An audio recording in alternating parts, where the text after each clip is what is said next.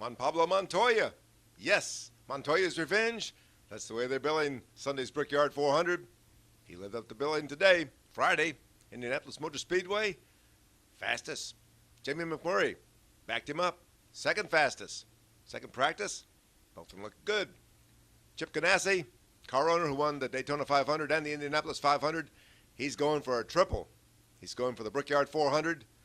Wow, if he can pull this one off, he's back in business. Yes, sir. Great year for Chip Ganassi. One of his best years ever. Tires don't look like a problem. Speeds look pretty good. But what everybody wanted to talk about, Carl Edwards and Brad Keselowski. Well, what the media wanted to talk about was Brad Keselowski and Carl Edwards and their latest run-in, a violent crash at St. Louis's Gateway.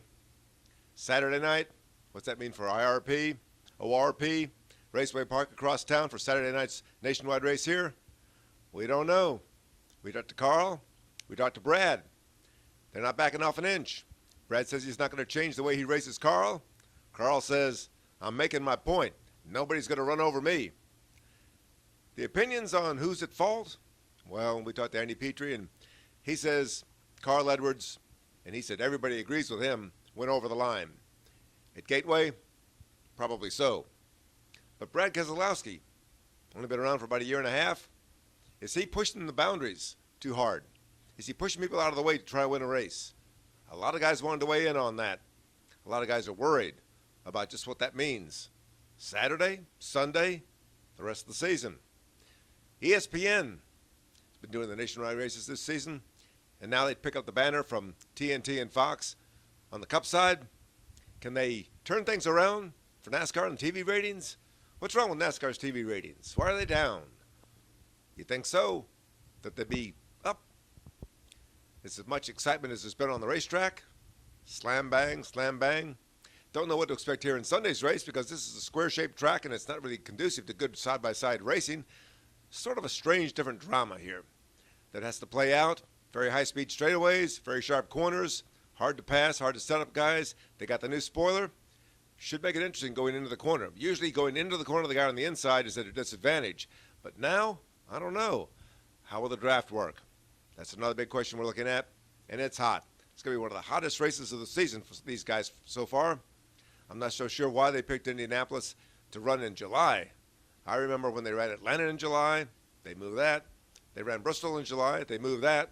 You don't get fans in July. Who wants to sit out there in the hot sun, 105 degrees or 97 degrees or whatever it's going to be, and watch a race? Well, this will be worth watching, I'm sure. NASCAR's races this season, some of the best they've had in years. It's a different mentality out there. The drivers are all talking about it. Mark Martin, Dale Jarrett, they all said if they were out there against some of these young guys, they just don't know quite what to make of it. And then you look at the new guys coming in, Joey Logano and Brad Keselowski. Maybe they're upsetting the apple cart. They're racing these guys. They're racing them hard every lap. Hey, maybe that's the way you got to do it. Maybe some of these old veterans, these old wily veterans, don't like the guys that are coming in, stealing their thunder, stealing their money. Juan Pablo Montoya, though, he's looking pretty cool. Can he make the chase? And we were talking to Denny Hamlin about the chase. You know, Brian France, the NASCAR CEO, has been talking about changing the chase up for next year. Denny says one of the options that he's hearing from NASCAR itself is the first 9 races of the chase set up the final race. You eliminate all but 5 guys during the first 9 races of the chase. You go to Homestead. The top 5 guys in the points all have their points re-zeroed in, and they go for the final race for the championship. A little hokey if you ask me. I'm still a traditionalist. I think all 36 races should count. A lot of guys think so too. A lot of fans should think so too. But to perk things up, to make things happen, that's what NASCAR's thinking about. I don't know if they'll do it or not. 1 race for all the marbles? Well, it makes Phoenix, the 9th race in the chase, look pretty good. It also makes Homestead look pretty good. The final race? I don't know. Juan Pablo Montoya, can he make the chase? Can Kevin Harvick stay atop the point standings? And can Tony Stewart win the Brickyard 400? A lot of questions. The big question, though, Keselowski and Edwards.